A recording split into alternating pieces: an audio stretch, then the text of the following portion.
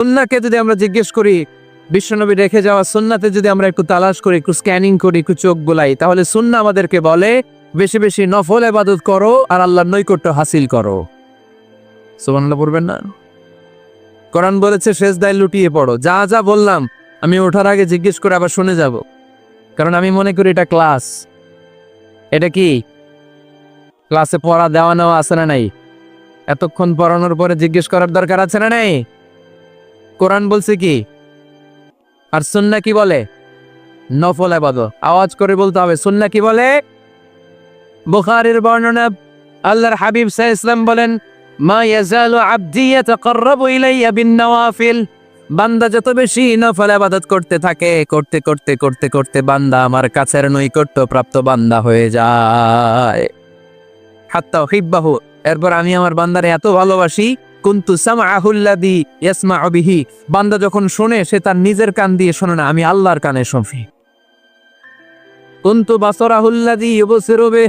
বান্দা যখন দেখে নিজের চোখে দেখে না, আমি আল্লাহর চোখে দেখে।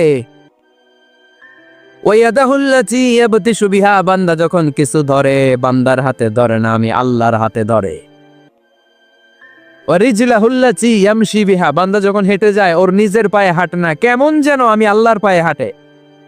আওয়াজ করে বলতে হবে আল্লাহু আকবার। মানে আল্লাহ বোঝাতে চাইলেন আমি তখন তার কান হয়ে যাই, আমি তখন তার চোখ হয়ে যাই, আমি তখন তার হাত হয়ে যাই, আমি তখন তার পা হয়ে যাই। আমার আর তার মাঝে আর কোনো ফারাক থাকে না, সে আমার একেবারে নিকটে চলে আসে। আওয়াজ করে পড়েন সুবহানাল্লাহ। তাহলে বান্দা যখন নফল ইবাদত করে তখন বান্দার হাত আর বান্দার হাত থাকে না, ওইখানে আল্লাহর হাত যুক্ত হয়ে যায়। বান্দার পা থাকে না, সেখানে আল্লাহর পা যুক্ত হয়ে যায়।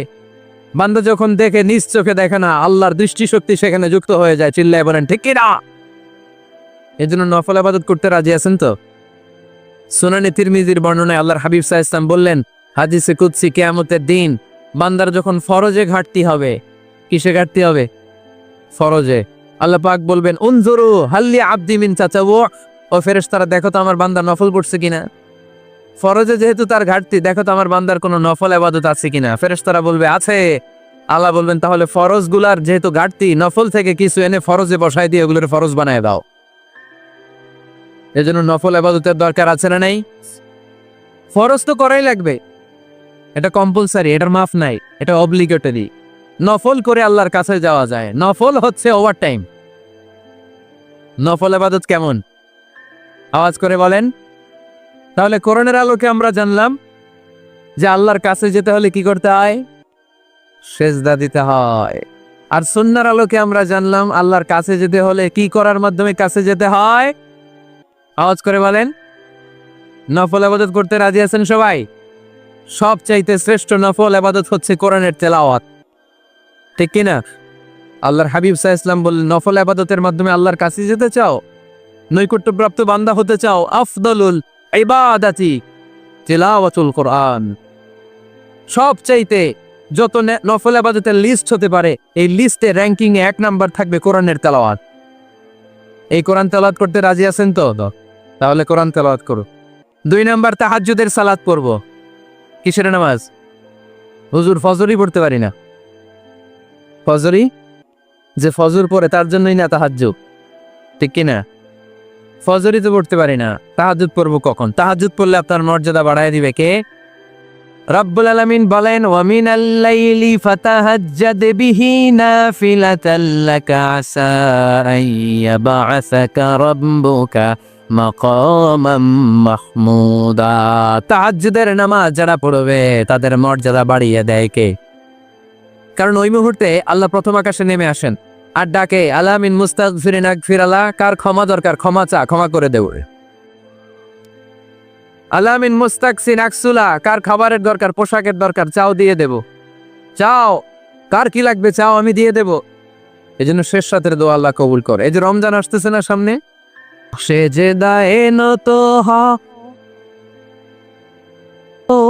অশ্রু ছাড়ো, প্রভুর শরণে হৃদয় গাড়।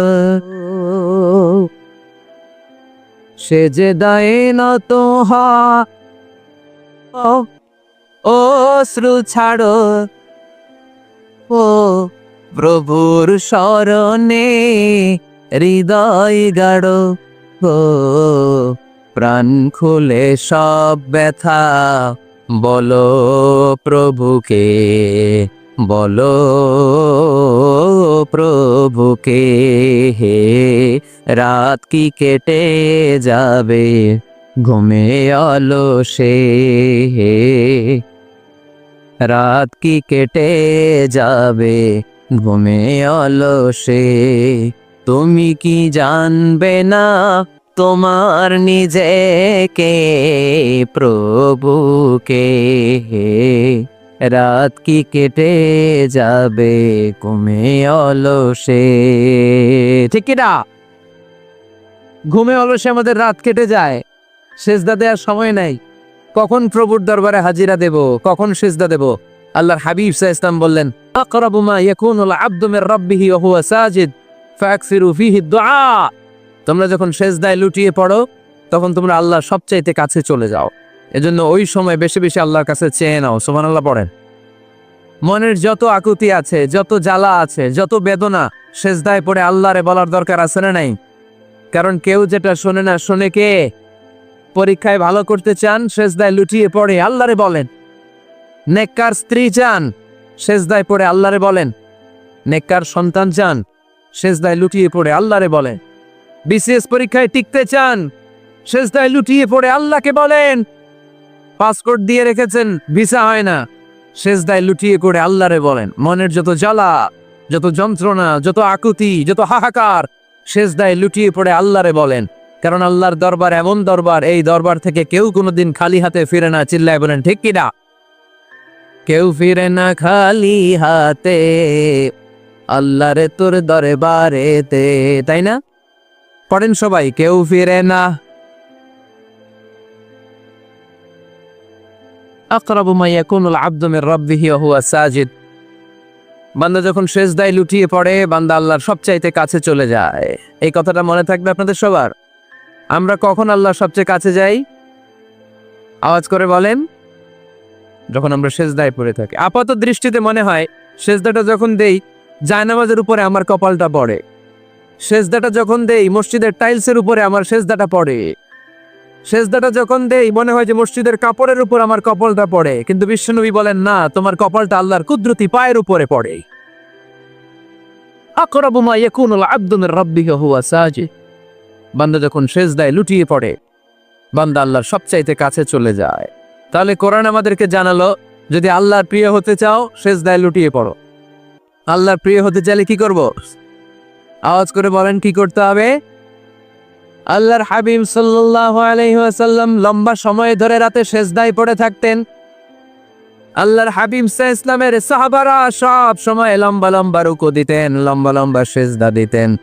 কিন্তু আমরা রুকুর মধ্যে তাড়াহুড়ো করি, সেজদা দিতে যে তাড়াহুড়ো করি, এরকম আছে না? না, নিমসার এলাকায় এরকম কেউ নাই আলহামদুলিল্লাহ। আপনারা তাড়াহুড়ো করেন? করবেন না আমার ভাইয়েরা। There is no rushing in salah. সালাতে তাড়াহুড়ো নেই। There is no hastiness in salah. সালাতে কোনো তাড়াহুড়ো নেই। সল্লু সালাতান মুআদ্দিআ। এমন ভাবে নামাজে দাঁড়াবেন মনে করবেন এটাই হতে পারে আমার জীবনের শেষ নামাজ, ঠিক কি না? Perform the salah as if this is your last and final prayer. এমন ভাবে মুসল্লায় দাঁড়ান মনে করেন এটাই হতে পারে জীবনের শেষ নামাজ। This is my last chance. এখন বাজে 3:30।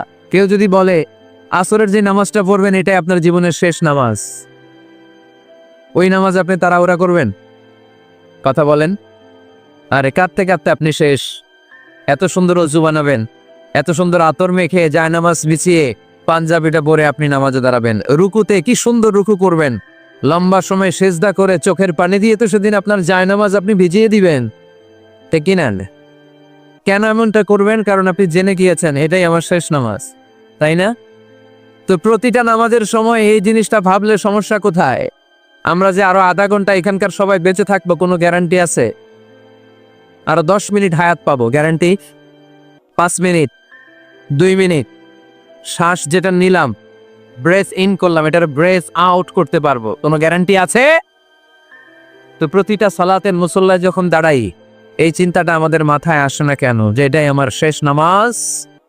সাল্লু সালাতান মুআদ্দিন। আমার প্রিয় কুমিল্লাবাসী ভাইয়েরা, যখনই নামাজে আমরা দাঁড়াবো আমরা ভাববো হতে পারে এটাই আমার জীবনের শেষ নামাজ, এটাই জীবনের, ভাবা যাবে?